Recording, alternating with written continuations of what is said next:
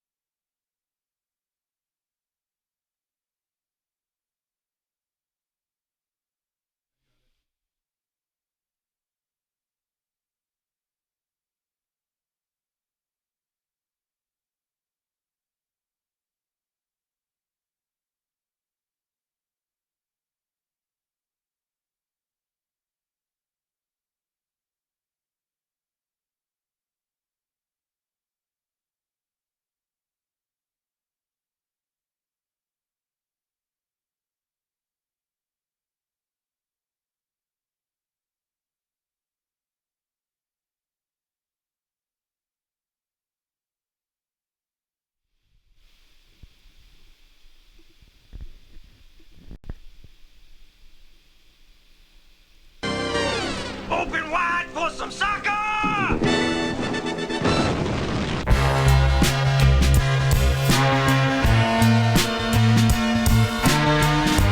I can't do it. We'll do it live. Okay. No. We'll do it live. Fuck it.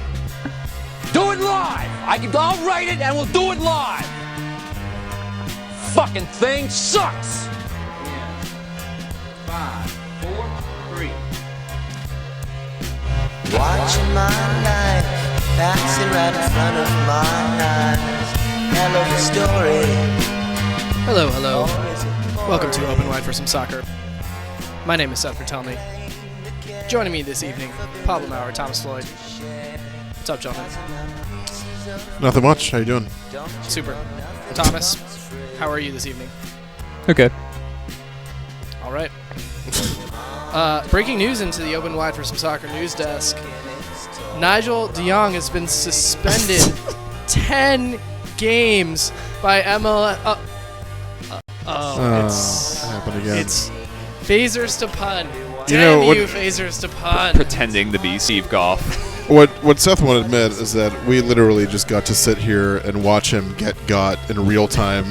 He looked up from his computer, said, "Oh my God, Nigel de Jong, looking off's Twitter, Nigel de Jong suspended for 10 games," and then within 5 seconds, just immediately went into, "Oh God." Yeah, I was in stage 1 of getting got, which is seeing it on Twitter and reacting, but at least I didn't enter stage 2, which is actually retweeting it. That's the extra embarrassment. Yeah.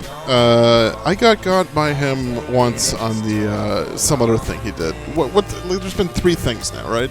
He broke Oh, it's been some more- it's been story more than pretending 3. to be Strauss and/or Grant. I think it was a Strauss one. Yeah. I don't know. There's been a lot. I have to say, the ones where he pretends to be He just got I just got again because it said I tweeted "God damn it" at Phasers to Pun, and it says Stephen Goff liked your tweet, and I was like, oh, Goff like that? God damn it! I have to say, Phasers to Pun, for those of you who don't know, has become basically the #1 American soccer Twitter troll, where he impersonates different journalists and breaks stories and tries to fool people. And they're sometimes funny, sometimes not. But the one which was undoubtedly his best work was when the U.S. lost to Guatemala. About 5 minutes after, he changed his profile to Jurgen Klinsmann and tweeted something like, "Pretty proud of the team's effort tonight. Really happy with the performance." So good. And I'm not doing it justice, but he did a perfect Jurgen impression. Like the tone and the way he talked, it just was excellent. So we'll talk about Nigel de Jong later in the show, right? We'll get there, but we should probably start off with some DC United. We will get there. It's been a couple weeks. I guess we were just waiting until they won a game to do a podcast. Right. I mean, Obviously. that could have been next year. I was looking forward to several months of vacation. Yeah, I have to say the year 2013 has been mentioned at various points during their 5-game winless start, but finally, They never had a 4-0 win in 2013. yes, I think we can. They're a third of the way to They scored a their, combined total of 4 goals in 2013. they're a third of the way to their 2013 win total. So hopefully they'll be able to surpass that. I think they will. Going out on a limb, put it in the bank. DC United will surpass their 2013 win total this season. Yeah. Guaranteed it. So DC United probably better than they were in 2013. Still, a 4-0 win against Vancouver at home was certainly unexpected. They got a couple goals, or they got 1 goal in the first half, and then they got 1 halfway through the second half, and then got 2 late. But certainly they not only won 4-0, but they also controlled most of the game. I mean, the scoreline accurately reflected the balance of this game. So were we surprised with the performance? Real quick, I forgot to mention this at the top of the show. We are taking your calls, as always, on the Open Wide for Some Soccer hotline, 708-LT-OWFSS. Not sure what that translates to in numbers, but just work it out. Questions, comments, concerns, complaints, medical advice, whatever. Yeah. Call in. Anyways, DC United. So are you guys surprised? I was surprised it was as definitive as it was.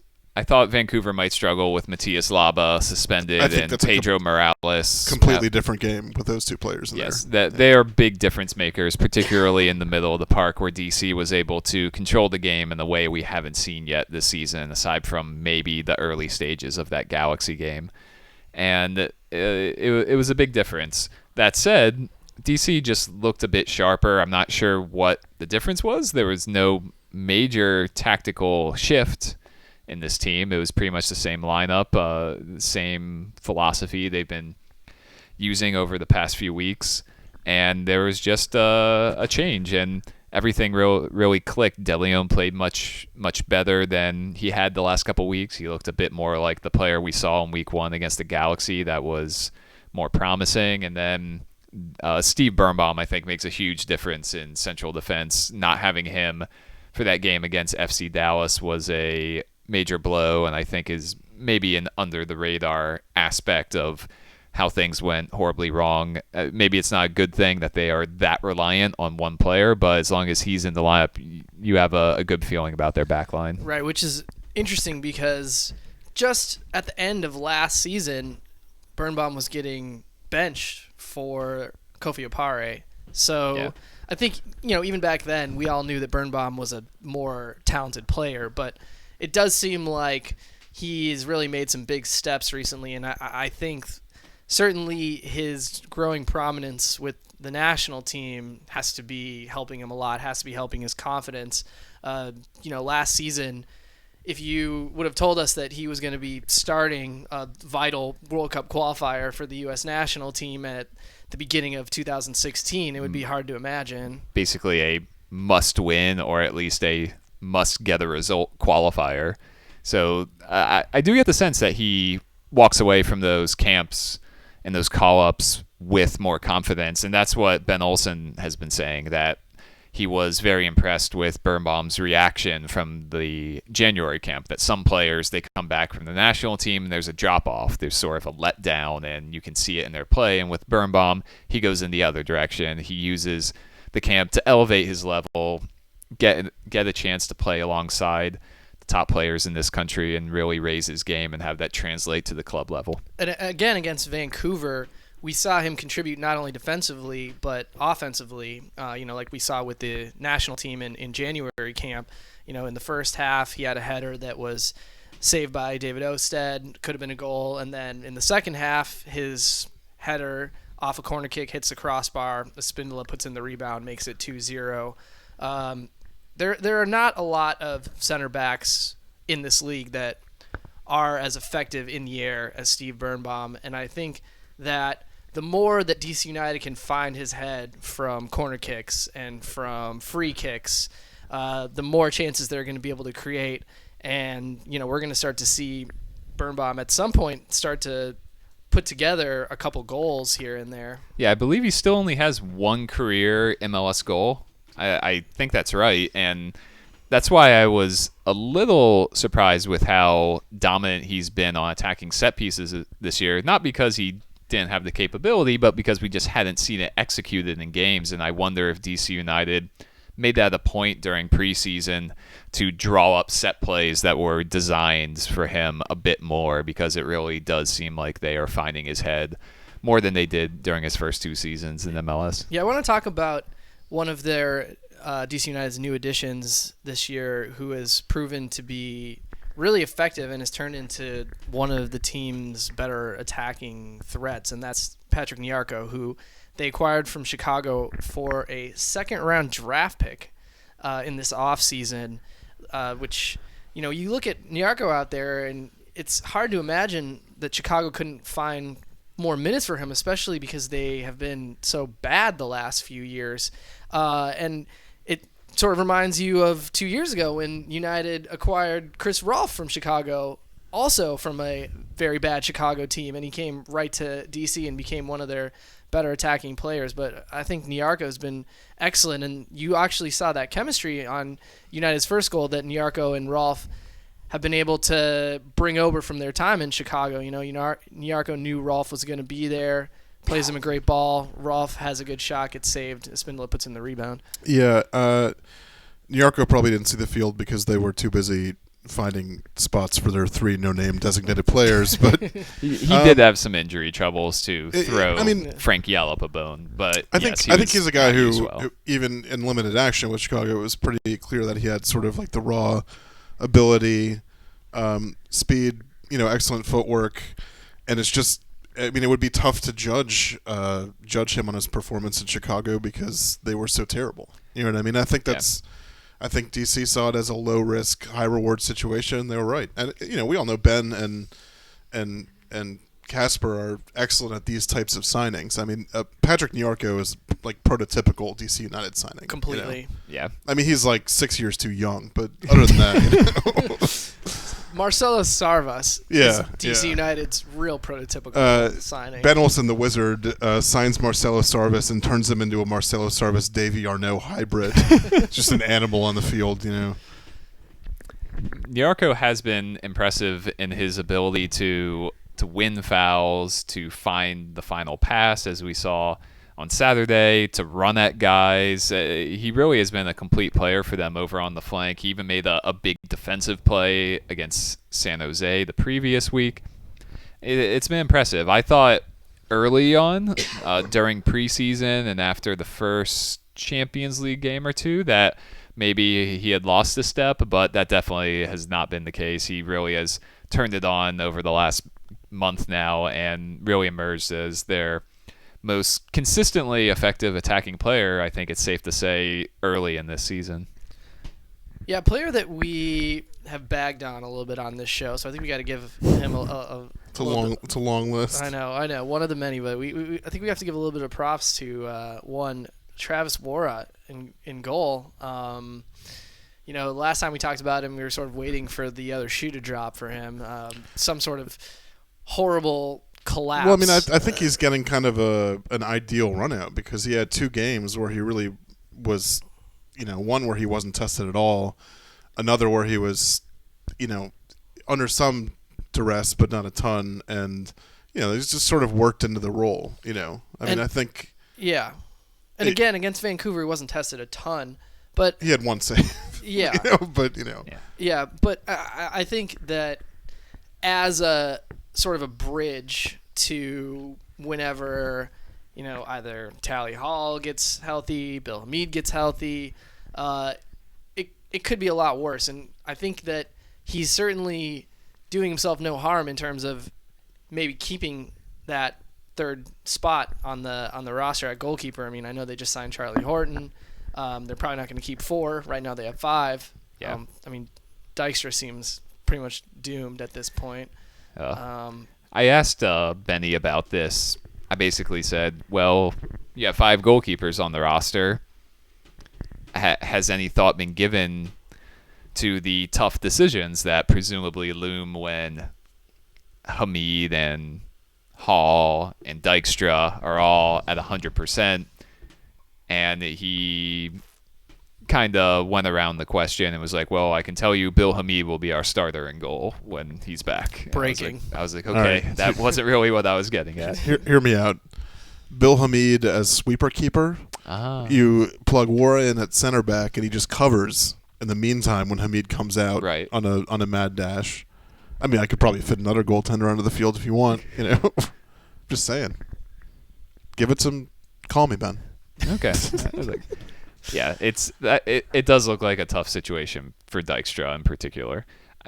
I could see them perhaps keeping 4 goalkeepers. Maybe you loan a guy to Richmond long term, someone like Wara or Horton, who's young and could use the experience. But the 5 keeper situation is someone's going to get squeezed out this season. It does seem like having both Wara and Horton might not be realistic, just because generally you want to keep that third string goalkeeper as a young player, developmental, who you can loan back and forth between DC and Richmond. But to have 2 of them, that seems like kind of a stretch.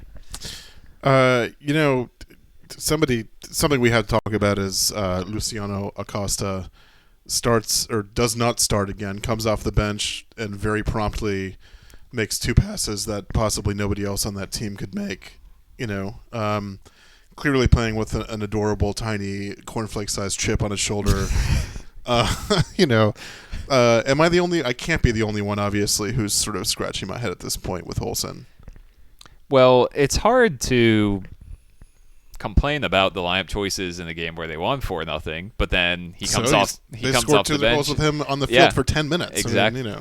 Yeah, it's a tough situation for Benny because my assumption is that he's going to stick with the 11 who started and got the result, but then you see particularly what Acosta did. I think Saborio coming off the bench and scoring those goals that were served up on a platter gives you faith in him as the first guy off the bench and maybe earns him more minutes, but you feel good about he's an ideal late game sub. Lump balls into the box, clean up garbage. But Acosta, you've just got to get in there. I don't know if you shift Rolf back to wide midfield and get Acosta in up top.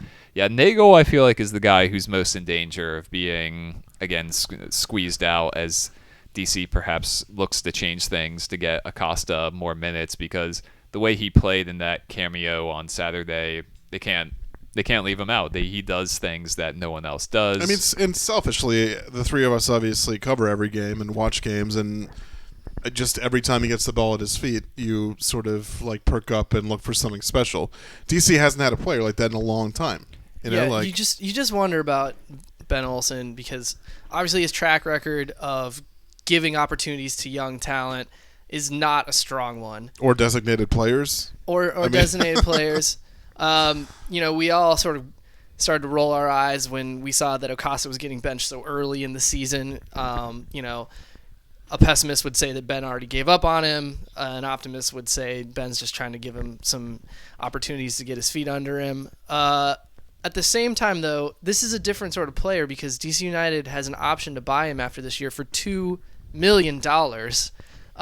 So if he really isn't given opportunities to start on a consistent basis and really show what he can do and really perform, then there's no way that United's going to keep him around. And it would be really disappointing if he doesn't get more of a chance and United isn't able to keep him around after this season.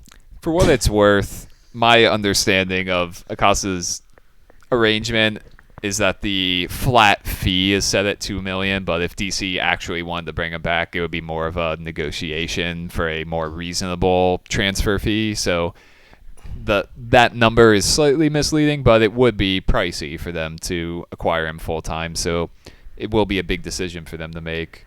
And obviously they'll want to get a good, healthy look at him this season before making that kind of decision, which is we're starting to look at with a young, expensive player like him, the type of decision that's going to affect the team all the way going into the new stadium. And that's obviously going to be a big deal for DC. Yeah, I mean, he's certainly one of the most exciting players that we've seen come through in the last few years. Whether it translates to goals and assists like we saw on Saturday remains to be seen, but I think we all agree that he needs to be given an extended run. Agreed. Yeah. I said we all agreed. Agreed. Yeah, I agree. Thomas, you agree? I guess. Okay, great. Pablo. Fine. That's who we really need to get to agree. Yeah. Pablo, Thank you. Pablo, you want to get into the fan protest situation before we get into some general MLS stuff? I know you've been... I mean, do you guys want to get into it? I'm interested to hear what you have to say. Fine. I don't know. Oh. Oh, wow. Got ourselves a Impressive. call. Yeah. Let's see who this is. All right, 434, you're on Open Wide for some soccer. How can we help you? Hey guys, how you doing? Good. I don't know about you, but I have a soft spot for the CCL, and I know a lot of the MLS teams have a lot of trouble coming into the tournament, into the quarterfinals, and not having a lot of experience under their belts. But we have Bradenton, we have preseason tournaments, we had a majority of our starting lineup on the team at that point. Has anyone ever given any thought to putting together a strong starting team for the preseason tournaments to establish some cohesion and maybe actually put, if not a full strength, at least a stronger team against these Mexican sides in the CCL? Yeah, I mean, I think you saw that for Montreal last year, and it got them within a stone's throw of winning the whole tournament.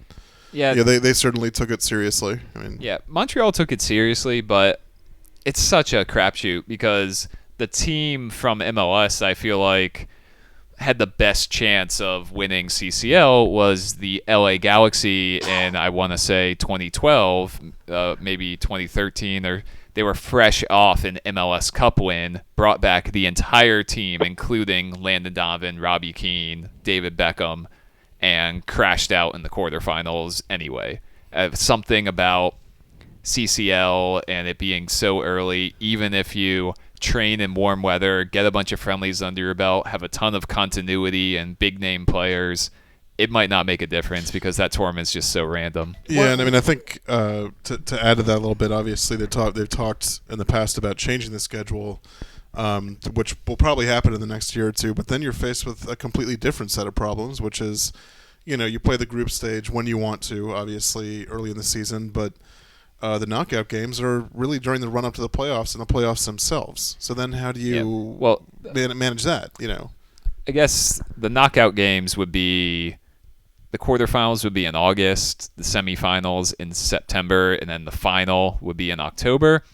I think that is just enough removed from the playoffs in November that teams can focus on CCL and not quite to entirely worry about missing the postseason because they're concentrating on Champions League. And the other thing is, not everyone makes it to the knockout rounds. No more than 2 MLS teams max will be in the final in October, so it would really be affecting a very limited number of teams.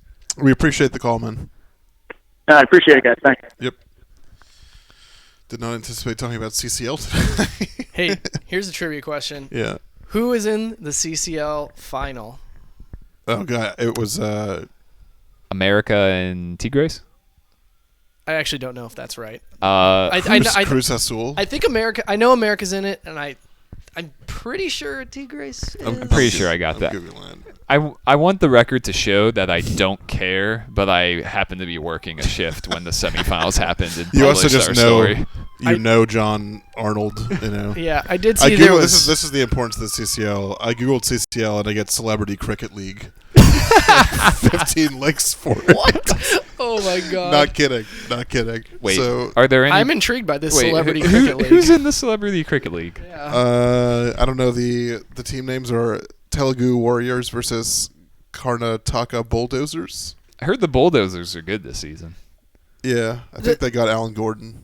Picked him up on waivers. Well, what I'm more interested in is which celebrities are Yeah. playing in the Celebrity Cricket League. like Kato Kalin or something like that. I mean, yeah, are we talking B-list, C-list, Yeah. R-list? It's gonna be like Bollywood stars. The fan protest. We could talk about it briefly. Obviously, well, I'm curious just to get your guys' opinion on it. The background, very quickly, for those of you who don't know, which is probably none of you. There was a sort of a march into the stadium of all of DC's supporters before the game against Dallas, and in that underpass between Lot 8 and the stadium proper, a District Ultra supporter lit off a smoke bomb. There was singing and dancing. Smoke bomb was lit. The team, I guess, according to them, videotaped it, identified the supporter, and promptly banned him from RFK Stadium for a year. The league followed suit, banned him from all venues in the league for a year. And what followed was kind of like a league-wide, there were 6-7 different protests on Saturday and Sunday in the form of banners, smoke, whatever, and then the District Ultras themselves sat the game out in the first half, left their section empty, and hung their banner upside down, a couple of other little things, So I'm curious to gather you guys' thoughts on the actual punishment and, whether it seems like, to me, it just seems incredibly excessive. It's, I mean, on the surface, it does seem excessive, and I think it perhaps speaks a little more to what a lot of the people mentioned in the story. Maybe not speaking to this as a direct tie, but a lot of fans that you interviewed, and I guess Charlie interviewed for those pieces, talked about the disconnect between the organization and the supporters groups, and I have gotten that sense from talking to supporters over the past few years, and for the good of the organization, it would be encouraging to see those bonds perhaps reinforced going into the new stadium, because right now, I know when I went to DC United games as a kid growing up in this area, seeing the supporters groups was half the fun. They offered the entire atmosphere, and they were really what made it a unique event, and that to a degree has faded, particularly over the last 5 years, I want to say, and that in general, without getting too much into this specific incident, is discouraging. There does seem to be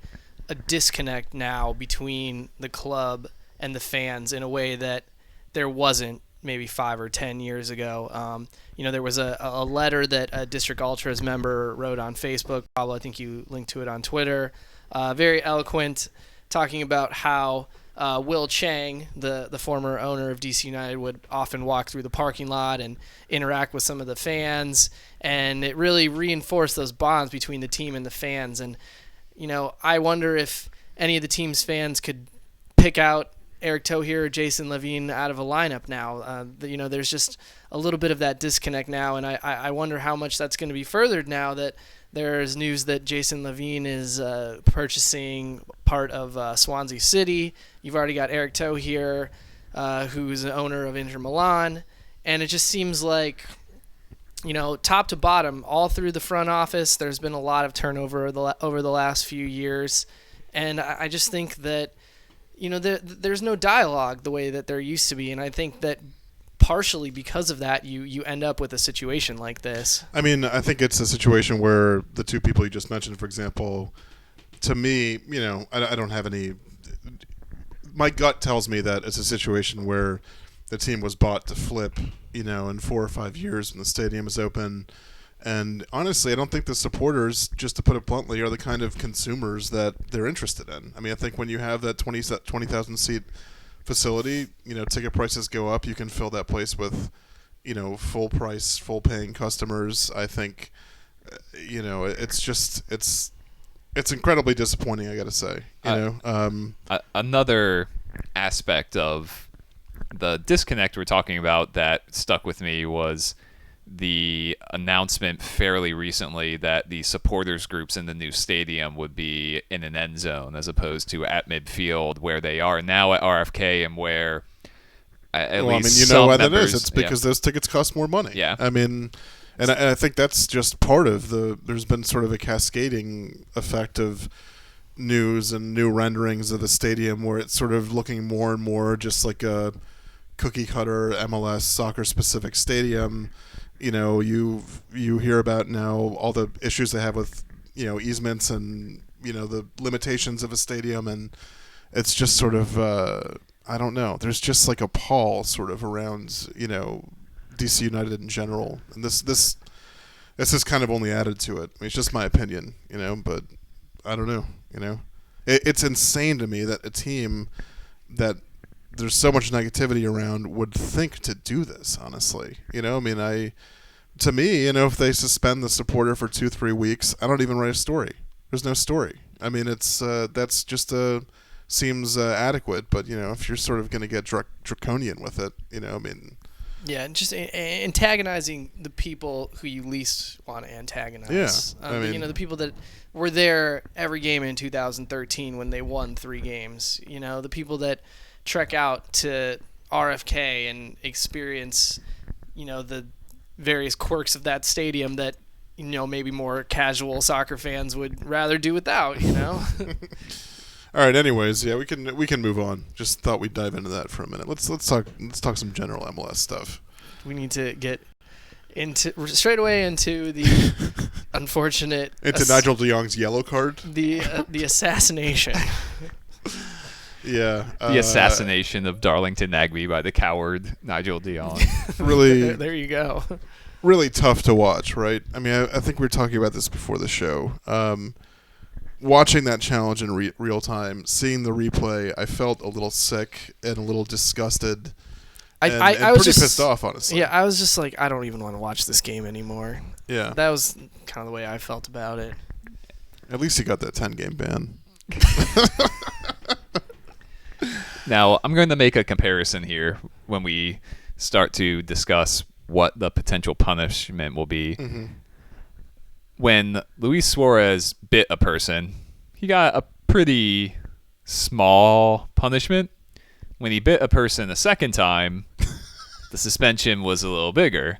When he bit a person the third time, he got suspended for, it was like 4 months and banned from national team games for what ended up being like a year and a half.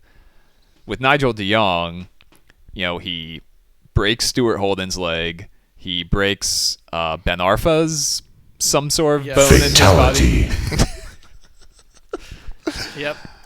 He karate kicks Javi Alonso in the chest. I think that's what he said before he did that. He takes out Joshua Kimmich. Fatality. In a match in August. He takes out someone else in the Milan Derby in October. Fatality. Sorry. So for the record, I don't think any of those resulted in fatalities, but the results weren't pretty. Also, Stuart Holden. I mean, it's been proven that he has an unquenchable thirst for young American midfielders. Just please keep him away from Christian Pulisic. Oh my God! Finish him. They have to stay. They have to. Nigel DeYoung and Christian Pulisic have to stay with it. They have to stay at least 1,000 miles apart at all times. Restraining order time, exactly. We should file a restraining order on behalf of Christian Pulisic. I'll go to court for that. Yeah, let's do it on behalf of Open Wide for some soccer. Let's get our team of lawyers together, and we need to do this. Here's what I want to talk about, and it's something you see on. There's obviously a lot of outrage over this, and there should be outrage over this. It's barbaric, right? But at the same time, there's a lot of how could the LA Galaxy have signed Nigel DeYoung? How does the league sign players like this? And it's just ridiculous to me. I mean, the Galaxy needed a D-mid. He was on the market. He is a very good soccer player. You can say whatever you want about his playing style. And here's my sort of main point that I made to you earlier. If you're just an MLS midfielder, if you're, I don't know, Lamar Nagel, somebody like that, and you're going in for a 50-50 ball against Nigel DeYoung right now, you are not going in for that ball. And that's why he's an effective player. I mean, these sort of intermittent acts of brutality, throughout his career have made him a pretty intimidating opponent, Now, these players exist everywhere in the world. In every league in the world, these players exist. MLS does not really need to be the exception to that, Now, does what you say that he has almost yielded a benefit from this in terms of reputation and guys not wanting to challenge him for balls, does that factor into a potential suspension? Do you really need to levy a major ban on this guy to discourage what you're talking about? It's not going to discourage him. You know what I mean? If he's suspended for 35 games. I mean, what are you talking about? A lifetime ban from soccer? It's just not going to happen. I mean, I think my guess is that he's going to get 2 games. I'll say I would not be surprised if he got 3 games. I think he's not going to get more than 3 games. I think it's going to be 3 max. He's a high profile player in the league. There's no way they suspend him for more than 3 games. I think it should be 2 or 3 on the surface. Just look at this challenge. But then when you consider the list of... Can we phase him back in with some sort of body restraint? Right. Like he can only move his legs so fast? Or No, when you factor in all of the other violations, if you will, he's had over the past few years, or past 5-6 years now, do you factor that into his potential suspension? I mean... Should a player benefit from just hopping from league to league and having a clean slate everywhere he goes? I don't think you really can take into account his behavior in other leagues. Well, I think when you're not talking about biting a person. I'm sorry to draw when a you line bite there, someone, you get to stay in the game. I think if you look at precedent with Suarez, he had never bit anybody with Uruguay, and yet he got suspended way longer for Uruguay than he did for Barcelona. Right. By the way, the LA Galaxy commenting on this thread saying it's called football. Open wide for some football. Let's talk briefly about the LA Galaxy's Twitter feud with the Portland Timbers / Merritt Paulson. I feel like it was more the Portland Timbers Twitter feud with. Yeah, I would have LA loved to be in Galaxy. the room when Merritt Paulson logs out of his personal account, just says "fuck it, I'm doing it live." Logs into the Portland account. I'd like just to unleashes, I'd like to imagine he's at the game, ripping the phone out of the PR person's hands. Right, and just like some intern died last night. Amid protestations, but nobody's going to stop him. Yeah, exactly. Like, Merritt, no, Merritt, please. Yeah, you know what? Just do it. It's fine. Yeah. But who's going to really stand up to him? Yeah. I think the Timbers kind of brought that one on themselves. But I don't know. I'm calling it 2-game suspension. That's what I'm. Yeah. I think it's probably appropriate 2-3 games. I don't think it's a tackle that gets like a. It had to be Nagby though, didn't it? It just had to be. Nagby, league leader in fouls over the past few seasons, and never complains about it. Just pops back up unless you shatter his ankle. Yeah, and although apparently he might be okay. Yeah, just for his sake, hopefully that's the case. Apparently he was pictured at the airport walking along, looking comfortable, not wearing a walking boot, playing Dance Dance Revolution, doing all kinds of other things. Yeah, just to wrap it up, Pablo, I think that what you say is correct. I don't think that the Galaxy should have some sort of moral obligation to not sign a player who occasionally injures people if he's going to help their I team mean, on the field. I had 2 or 3 Galaxy season ticket holders tweeting at me today. It's ridiculous. This is ridiculous. Tweeting at you saying, like, we Say- should have never signed exactly. him. Yeah, and him and also Van Damme, For being for his an racist. alleged racist. Yeah. Right. Yeah, so the Galaxy, if De Jong's going to help them on the field, if he's available and he wants to sign, then they don't have any sort of moral obligation to not sign him. He's been pretty But good for them so far. He by has, the way. yes. I He mean, was even good. He was good last night, But at the same time, when he does things like that, he has to be appropriately punished. And I don't think that, based on his track record, like you say, Thomas, and based on who he fouled, that 2 games or 3 games is the right punishment. And I think about it, I guess it's apples and oranges, but you get 6 games for shoving a ref. I mean, again, apples and oranges, but this seems worse to me if you're just comparing them. And it's tough to make that comparison. Yeah. Anytime you make contact with a ref, I feel like that's an automatic sort What of. What if De Jong karate kicked a ref in the chest? I mean, part of me wants to see him back on the field soon now to see if that happens. What if De Jong tackled Nagbe and then got inside of his body after killing him and then made contact with the ref? Which one do you get more? You lost me. Do you get more games for killing and then inhabiting the skin of an opponent, or making contact with an MLS referee? I think now's the time where you use the fatality button. Oh, it's not even accessible. Fatality. Finish him. So I think we should move on slightly from this to the whole red card discussion, because it was pretty interesting that this all came on the heels of a week where Peter Walton, who's in charge of the the professional referee organization, felt the need to have a kind of an emergency conference call with reporters, because there have been so many red cards early on in the season. It was 16 entering this weekend. Were there any more? Are we still on 16? I think we're still on 16. Okay. Should have been 17. Alan Chapman decided that was a yellow card for almost breaking Darlington Nagbe in half. Yeah, I don't get that, because it's obviously that he had a good angle on it and he saw it, I wonder if that's a reputation thing. You see it's, reputation thing on the other side of it, which is big name international player. I think that probably has something to do with it. You don't want to toss one of the marquee names out of a game. I mean, here's my question: why is Chapman going to get disciplined?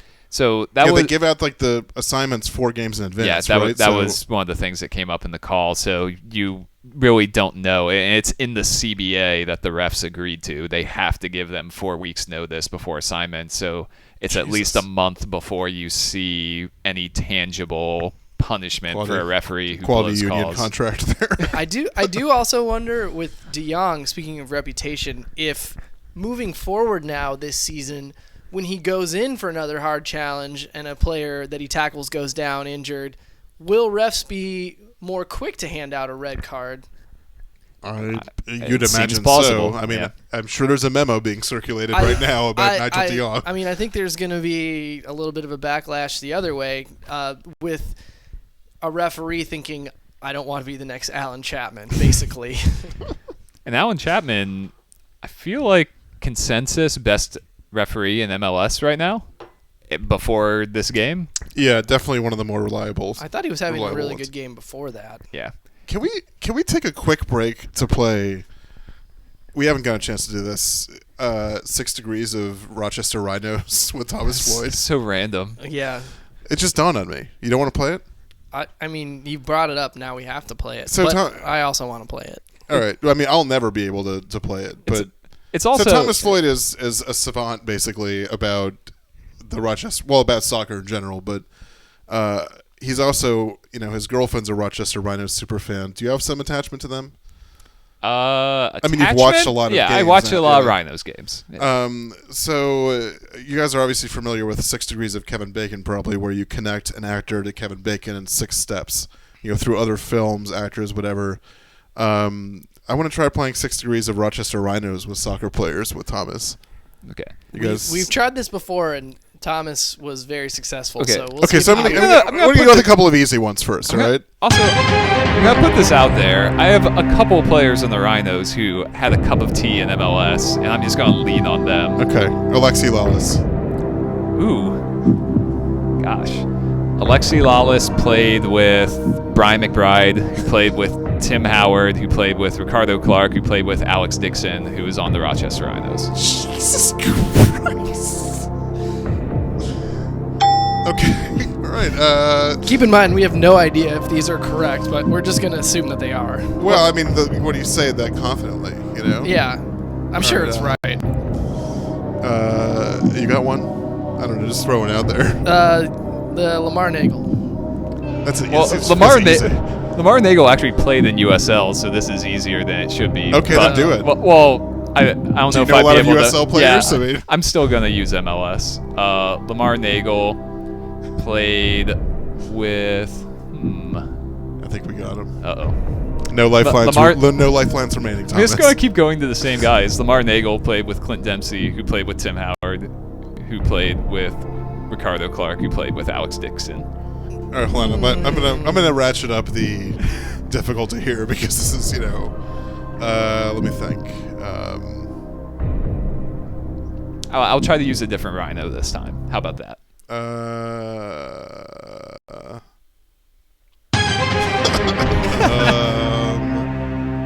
Seth, any ideas? Go older. Go, you know. All right, Carlos Valderrama. Yeah. Ooh, okay. Carlos. And after this, I'm going to leave the league. Seriously, I'm going to go to NASL and see if you can do it. Carlos Valderrama. I've got it. Carlos Valderrama played with Roy Lassiter, who played with Ben Olsen, who played with Chris Pontius. You got Air 4. Oh God. Okay, let me connect these. Chris Pontius played. I'm trying to go to one Rhino in particular, and I don't know if I took the best path. Isn't there a Rhino who played for DC United? Yeah, actually, thank you. Ben, I'm gonna go back one. Ben Olsen played with Kenny Burts, who played for the Rochester Rhinos. Jesus There we Christ! go. I don't think we can do this. All right, Let's go one more. One more, Pablo. Give him one to really stump him. Let's see. Pelé. I don't think I'm gonna pull this one off. Pelé. You could go through the national teams. You can Subway sponsorships. Anything. Subway sponsorship. Pelé did a Sierra Mist commercial with Freddie. Freddie. No, God, no. There we go.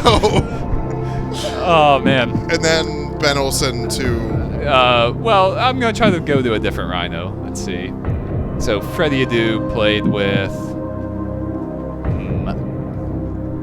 Brian Carroll, who played with John McCarthy, who played for the Rochester Rhinos. All right. Joe Gaetjens. We'll keep going back. Joe Gaetjens was in the movie The Game of Our Lives, or what is that what it's called? With Pelé? With John Harkes. Oh yeah! God damn it! Well, it was a fictional Joe Gaetjens, right? Yeah. Okay. Ah, fuck this. Jesus Christ.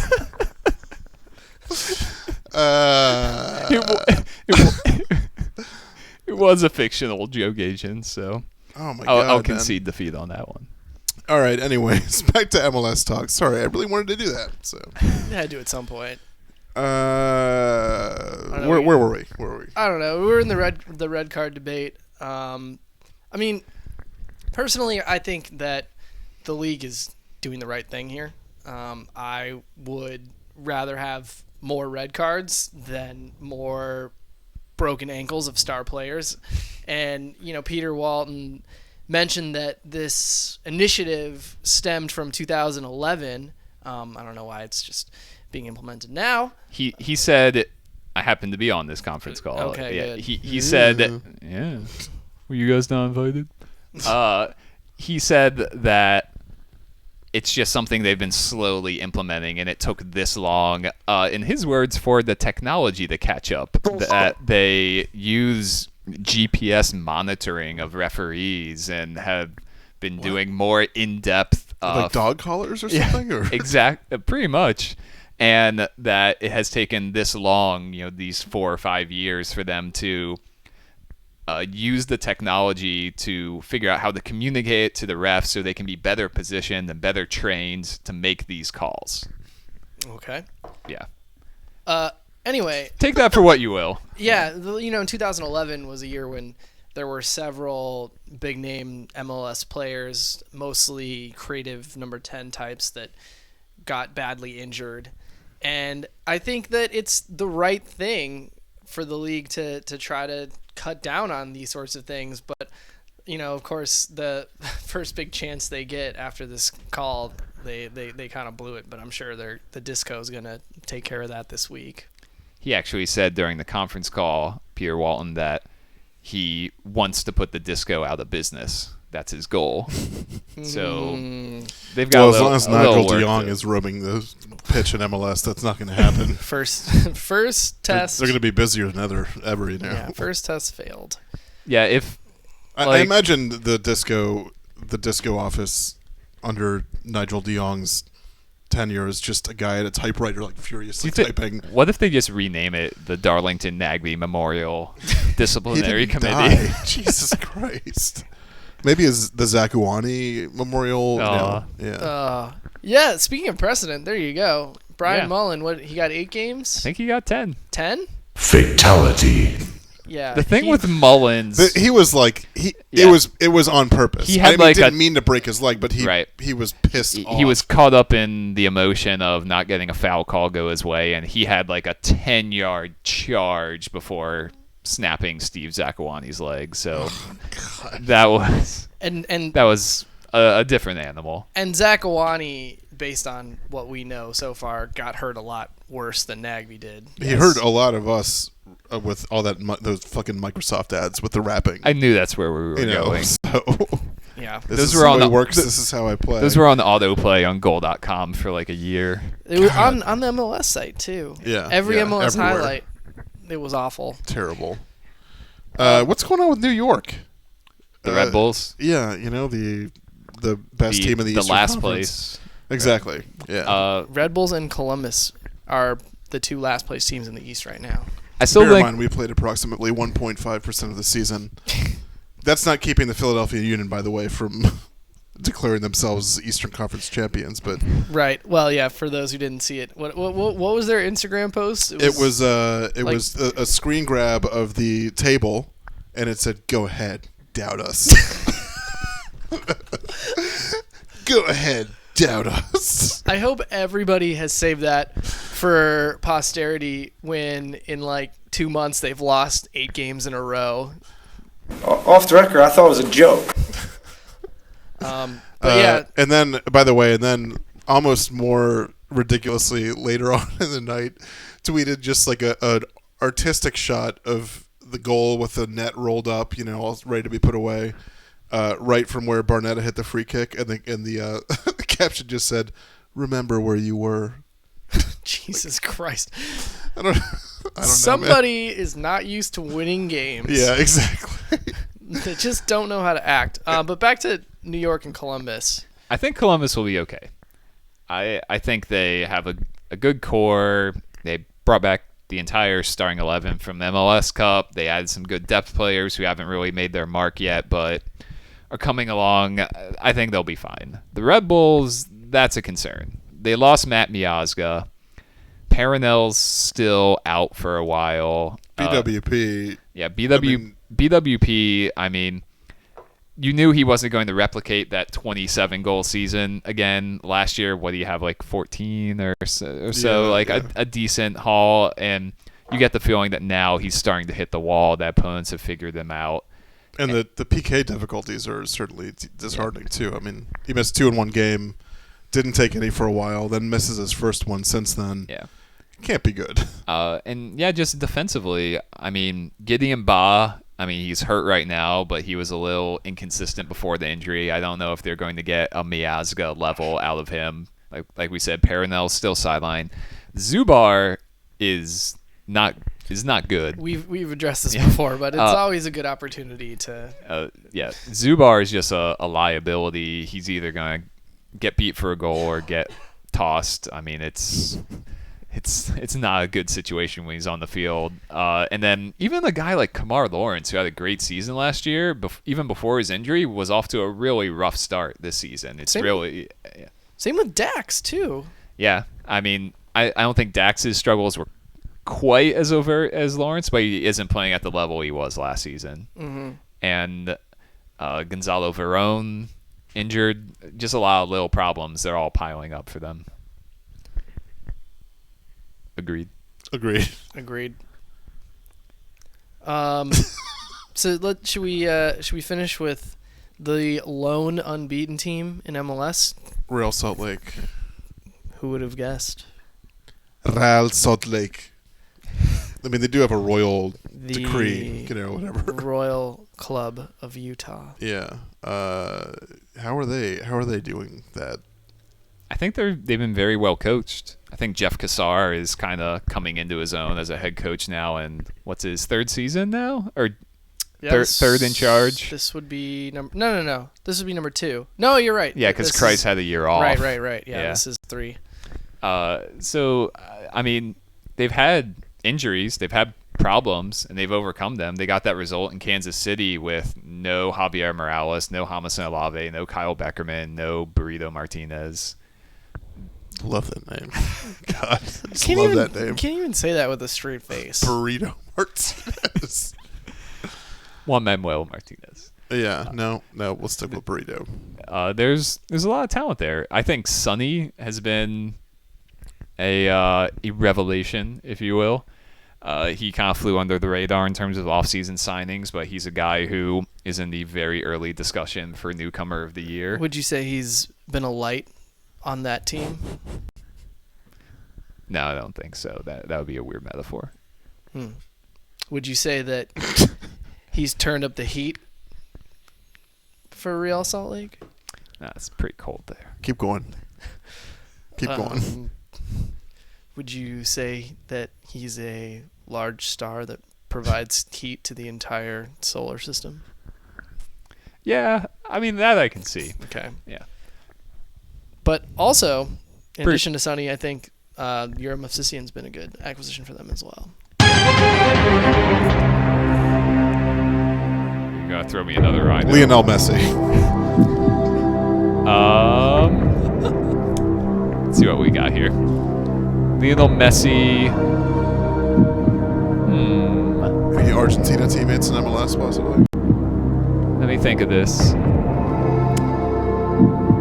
Fabian Spindola hasn't gotten any call-ups recently, has he? I think you're stumped on this one. No. Lionel Messi played in Barcelona with David Villa, who David Villa played with Patrick Mullins, who played with a ton of guys on the Revolution, who played with Jordan McCrary, who's on the Rhinos right now on loan. Give him one more. Wait.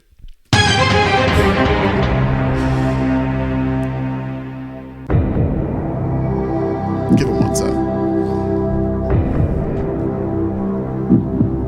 Johan Cruyff. Johan Cruyff. Oh, I've got it already. Oh, how about you? Did Johan Cruyff play with Sonny Saloy at any point? No, but think Diplomats teammates. I'm not as up on the players who are on the Diplomats as you were. All right, Johan Cruyff played with Thomas Rongen. There's your DC United bridge. Okay. And then Thomas Rongen coached. Let me figure out which way I want to go with this. Thomas Rongen coached Ryan Nelson, who who coached Toronto FC. You're at 4. And then on Toronto FC, I'm one away. I'm trying to think of who would be a long long-tenured Toronto FC player, which is not an easy thing. Yeah, I think we got him on this one. I think we got him.